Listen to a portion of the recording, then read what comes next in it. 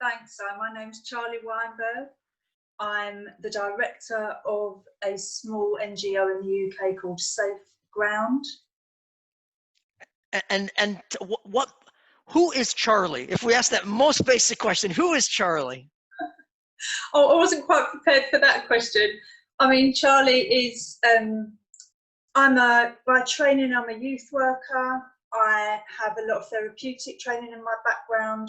I am heavily involved in arts and artistic practice. So at the moment, Charlie's primary professional focus is Safe Ground. We're an arts education organisation running therapeutic group work programmes using the arts in custodial and community settings. Outside of that, Charlie has lots of broad interests and identities, but I guess for the purpose of this conversation, it's my professional persona. So I'm the director of Safe Ground, have been for 10 years, and I'm simultaneously the chair of the Centre for Crime and Justice Studies, also a UK charity, providing educational information about crime and justice, non-partisan, objective material facts.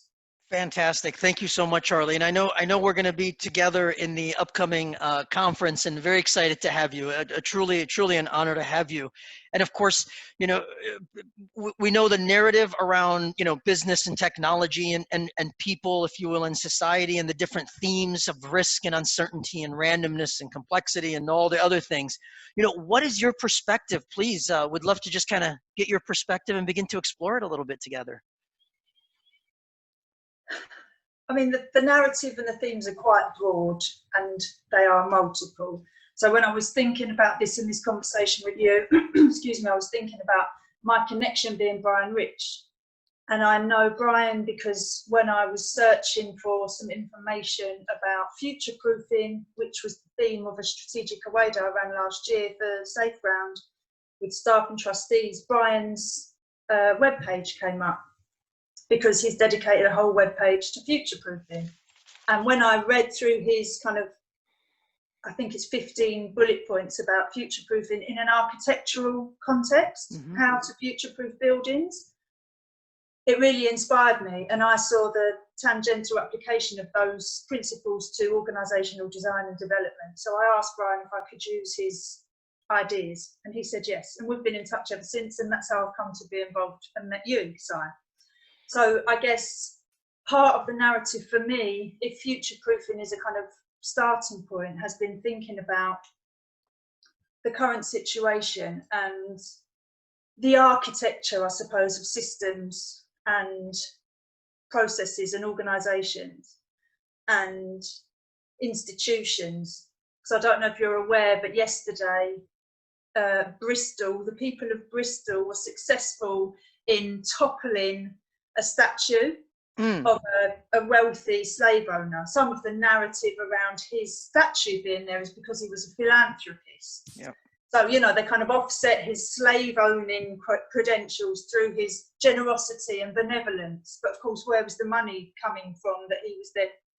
So we're actually now having to have a conversation in the UK about whether toppling the statue was vandalism or whether celebrating slavery was state violence. So I suppose it's making me think about the toppling of institutions as we know them, and what it took to topple slavery, if indeed it was ever toppled, but how this current situation is toppling so many organisational practices, how it's toppling any kind of veneer of authority or leadership or governance processes and institutions that we may have once known. And just before, oh, sorry, go on. No, all good, Charlie, all good. Please go on. No, let me go through my list of bullet points on this one, because I haven't quite finished. But just before I spoke to you, I had a conversation with a colleague where I was getting really angry because he was talking about coronavirus. So we had a very interesting exchange that ended well, but we can get back to it if it's helpful. But previous to that, I got an email saying we've been unsuccessful in a funding bid. And I suppose the toppling of this idea, and in the UK we have a very different funding culture to in the US. However, for organisations, for NGOs to be able to continue, the future infrastructure looks fairly insecure, if not toppled. And just ideas, whole ideas around charity, giving, philanthropy, community work, you know, mutual aid, brilliant, charity, maybe not so brilliant. You know, how are we going to reconfigure any of this stuff? Yeah. If we are, and if we're going to do it well, what is that going to mean for organisations like mine, who have traditionally relied on a charity philanthropic structure, which actually is hugely problematic, probably colonial, imperialist in its origins? You know, so, the contradictions are just exacerbated all the time. Most definitely. The contradictions, it's a paradoxical reality. And I love your use of the word toppling. The question that comes to my mind very openly, what isn't toppling now? Well, that's a brilliant question, because I tell you what's not toppling, Si. I tell you what's staying exactly as firm and robust as it ever was, are the inequalities and the insecurities and the lack of access and support and acknowledgement for the people that were suffering all of those situations pre-COVID. That's staying absolutely static, if not getting worse. So whilst this kind of, the toppling has kind of, some people say exposed, highlighted, spotlit, made blatant the pre-existing conditions that so many of our colleagues, families, brothers, sisters were experiencing, none of that has been made any better in terms of housing, in terms of healthcare, in terms of access to justice, in terms of police brutality, in terms of government policy, in terms of educational standards, in terms of wealth and accumulated wealth and access to resources. That has all stayed exactly the same, actually. Up to this juncture, if you will, and I think it was Picasso who said every act of creation starts with first an act of destruction. I know I'm stumbling on the words, but Charlie, as you look at that and you see ourselves in this time, in this history, you know, what do you see looking forward from a future proofing, from a future reading? What do you see? So I had to turn, I mean, I'm halfway through my first page of notes, and the kind of any kind of positive stuff doesn't come till the end of page 2, because, and I might not be what you want for this conversation, because it looks pretty bleak to me, if I'm honest. So please elaborate, and definitely I don't want to, I'm interested in the authentic reality that we're experiencing. So please don't hesitate to continue wherever you are through your thought process. Okay. So I will try and get something, you know, vaguely optimistic before we go, because I know everybody likes a happy ending. I can't just be cynical and no. Although that is kind of my type. Charlie, as you get to know me, I'm more interested in the reality of things. I'm neither. That's the key. That's what binds us, quite honestly, is we're both interested in the reality. So please continue.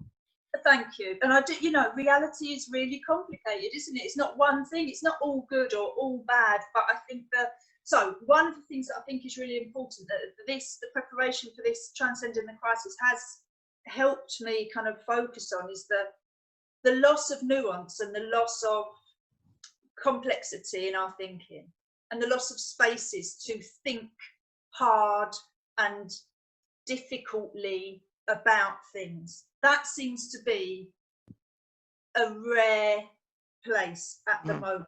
There are lots of kind of spectrum positions or extreme positions on this is right or this is right. You know, toppling a statue is vandalism. Toppling a statue is necessary to liberation and feeling better about the fact that, you know, we've been oppressed and abused for millennia. That's probably a really bad example, because I would take an extreme position on that perhaps. But I think being able to find nuance and complexity is really hard at the moment. And I think looking forward, for me, I watched the previous lightning conversation that you had with the marketing managers and executives. And I was thinking, you know, crisis isn't an event. it doesn't happen and then it's over. So for me, the crisis is an ongoing process. COVID has been part of it, but COVID is the result of the ongoing crisis that we have been living in and perpetuating and building and creating for a very long time. So I suppose the long-lasting implications of what it both brings and threatens are huge. And to try and kind of simplify that into, oh, well, I can see for our work it's going to mean this. One of the reasons we just didn't get the funding that we didn't get, which was a tiny amount of money, but it would have made a difference right now, was that we weren't clear enough how this tiny amount of money would have made an impact on the organisation past the crisis, which seems like a really big ask in a really short funding application, to not only be really clear about what you want the money for, which is a tiny amount of money, but then also explain how it's going to make a massive difference post-crisis. I mean, again, that's a massive kind of contradiction that seems really unrealistic, and yet has made a massive difference to us. So Charlie, I love what you're describing, because if we look at COVID as a moment in time, is it really a catalyst to reveal the crisis and the crises that are underneath the surface and sort of bring them forward? I mean, I think some people are probably going to say yes. I think other people might say that's really difficult, because there are lots of people that have been pointing these things out for a very long time and being totally ignored, or if they're not being ignored, being vilified and being told to calm down or shut up or keep stum. So to now think, ta-da, it was all true, is kind of, whilst it might be a baby step, it's also really difficult, because it's like being gaslighted for the last however long, decades, centuries, millennia. People have been saying this forever. These inequalities are not new. So to think that now they're going to be recognised because the economy suffered in a way that no one's really knowing how to, that hurts as well. So I don't think there's an easy way out of this. I don't think there's a way to say, here's an opportunity. We never looked at it like this before. I don't think that's going to be what works. I really appreciate what you're describing, because at the crux of it, some people have called COVID a black swan. Some people have called it a gray rhino. And exactly to your point, and very honestly, I've embraced the same perspective. It's both distinctively, simultaneously, just based on your vantage point. You could ignore it, or you say, hey, maybe I didn't see it coming. So, and just to use another animal analogy, sorry to interrupt you, hold that thought. But all good. It's just the elephant in the room. Yes. I haven't got any new colours or new animals. It's the elephant in the room that everyone's been ignoring or dismissing for so long, that now it is creating this reality, and still people are denying it. In the UK, we are still having to have explanatory conversations about what structural racism is and whether or not it exists. How is that possible? So Charlie, you there's a question that emerges. You work with numerous types of people across many different spaces, and likewise, I've encountered similar diversity, if you will. Why is it that we continue to fool ourselves? Why do we embrace denial so much? What are your thoughts there? I mean, I think denial is a very comfortable, ironically, short term, it's a very comfortable place to be, isn't it? Because if I deny there's a problem or an issue, then I literally don't have to do, I'm denying the need to recognise it, therefore do anything or get involved with it.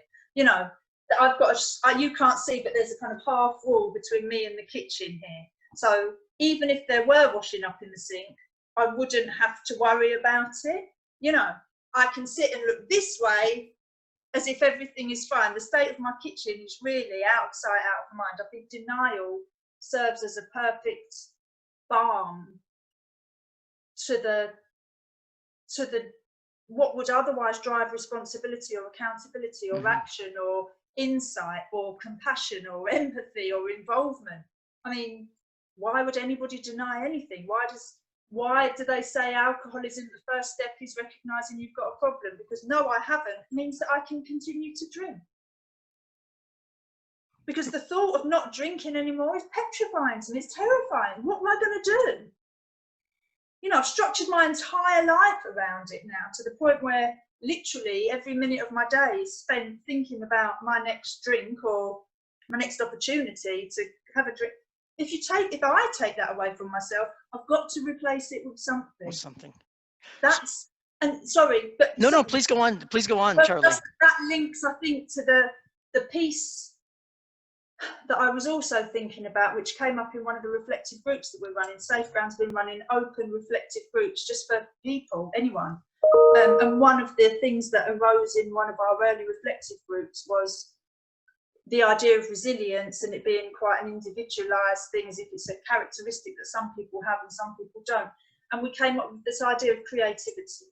And actually it's our creativity that enables and allows us to find our ways through. And it's creative thinking and creative support networks and creative world visions that actually enable us to think, well, if I'm not going to have a drink at 7 o'clock in the morning, I need to make sure I'm doing something to keep my mind off it, or I need to, I don't know, take a sleeping tablet so I don't wake up at 7 o'clock in the morning. Let me replace one drug with another short term, or I need to go out for a walk, or I need to, you know, the creativity in encountering denial, I think is quite a big deal. But it's a massive resource that I think we all need to be aware of and drawing on for and with each other now. Very, very well said. And if you look at, I'm going to use a word, but I'd love for you to change it. Is denial a response, a human response to fear? Is it to something else? What is that response to? I mean, I don't know. I think a lot of much more eminent therapeutically trained and psychologically informed practitioners would have a very good answer to this. I feel like denial. What was your question, Si? Is denial what? Is it out of fear? What is denial a response to? Why are we do we embrace denial because we fear? Do we embrace denial because of something else? What is it a response to? Well, I mean, at the risk of repeating myself, I wonder, and this would take a lot more thought, obviously, but I wonder if denial works to distance us from our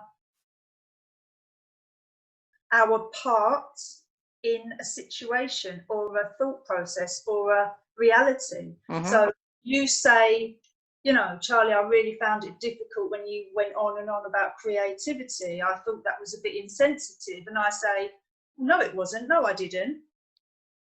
And I deny your reality, or I deny your experience, or I deny that I said creativity. I said evolution, or I said, you know, something else. I can't even think of a word.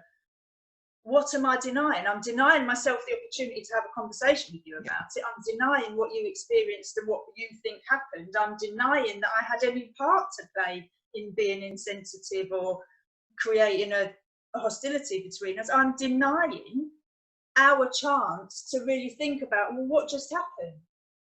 So I'm socially distancing from the need to engage with you about something that might be complicated, difficult, uncomfortable, challenging. I'm giving myself permission to actually just opt out. Yeah. I love the way you're describing it, Charlie, because it truly is a denial of reality in whatever form reality, because you're respectfully your reality and you experience it differently than the way I experience it. And if we deny our reality, then it catches up to us in many ways. I've used the phrase embracing reality. If we don't embrace it, then we deny it, is the sense that I get. And I suppose that, I mean, you know, I love the way, I don't know if it's a particularly US thing, but the kind of the language and the phrases and it's a beautiful thing. I love it. I'm sure in the UK we do it as well. I just don't notice it as much. But I suppose embracing reality takes on again a different meaning if you're in jail, or Yes. if you are a member of the public who has no reference points for jail or prison, or a family member or a personal experience of being in prison. You know, embracing the reality of 23.5-hour lockdown in solitary confinement, or sharing a cell with someone that you don't know. Mm-hmm. You know, that's a tough reality to embrace, actually, Yes. whether you're in it or whether you're observing it. And so I think the opportunities for us to deny other people's realities grow. I think the opportunities for us to embrace our realities are increasingly challenging, depending on who we are, where we are in the world. You know, if you're in northern Nigeria and you're a 13-year-old girl right now, embracing reality is probably quite challenging. Mm-hmm.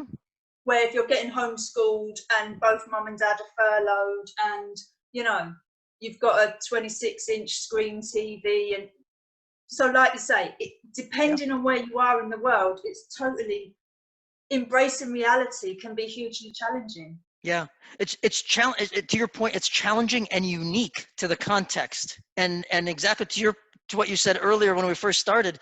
It isn't good or bad. It just is. It's not positive or negative. It just is, and it's very unique to each one of us. I mean, I think some things are objectively, materially much worse than others. Most definitely. Some realities are pretty bad, and I think there are some, and it's not to contradict you, it's to clarify, you know, embracing sometimes some of the things that are so degradingly depraved, terrible. Yep. Probably isn't a good idea, and I think we collectively rush to embrace those things and say, well, that's just how it is, too quickly, because it is easier than saying, how are we letting this happen, and what can we do about it? You know, how is this possible? Yes. And what is my part, and how do I act to stop it? I'm sure we'd all have very different governance processes if we were constantly each asking ourselves that question. Yes. Yes. And I appreciate the way you're describing it, because embracing doesn't mean accepting. It means confronting, dealing with it. But at the same time, exactly to your point, embracing reality in one context is radically different to another. It doesn't mean you accept it, but rather you have to deal with it one way or another. And that's not always easy for, of course, people to take on.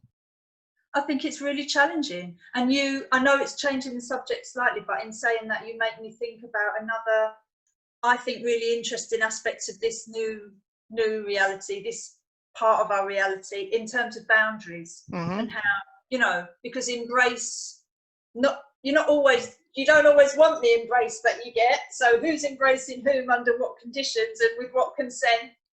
And two, I suppose the boundaries I was actually thinking about were about, you know, I am working from home now.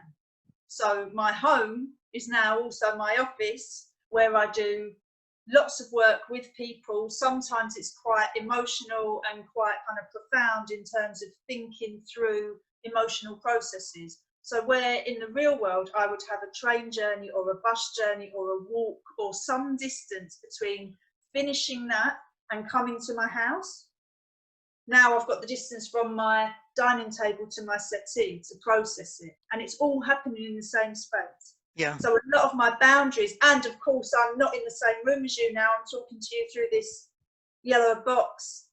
So again, a whole set of boundaries that I've never had to navigate before. And I think a lot of that boundary changing stuff is fascinating in terms of how easy or hard it is to understand what's going on. And a lot of people are talking about, you know, their very vivid and lucid dreams, their inability to sleep, their loss of kind of time boundaries every day, blowing into, I mean, that's not the same for everybody, and I haven't experienced much of that, but for a lot of people, that's a real thing now that's happening. Yeah.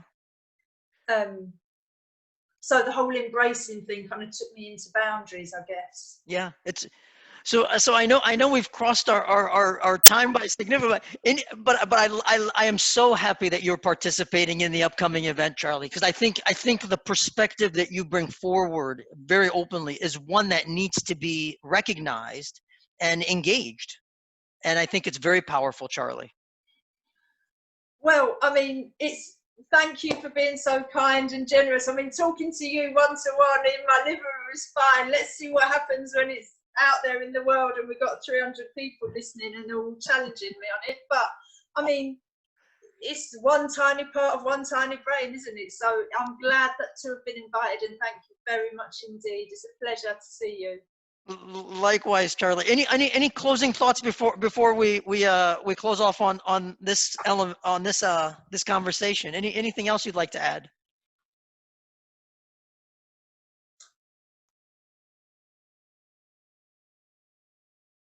My mum's got a little banner in her house, and it says, "If at first you don't succeed, redefine success."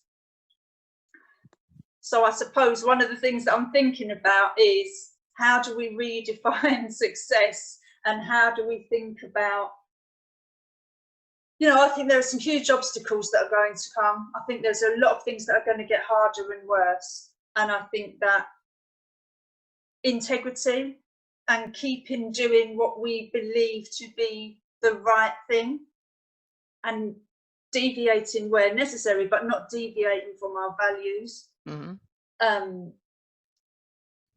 And finding new ways to engage the public in these kinds of conversations, and building partnership and collaboration, and getting people to think with us in these really complex and nuanced ways. If this opens a space for that, then they were some of the things on my happy ending list. Wonderful. Wonderful. I do appreciate you tremendously, Charlie. And I have to tell you, I absolutely love, this has been a very rich conversation, but there's one piece that I embrace deeply.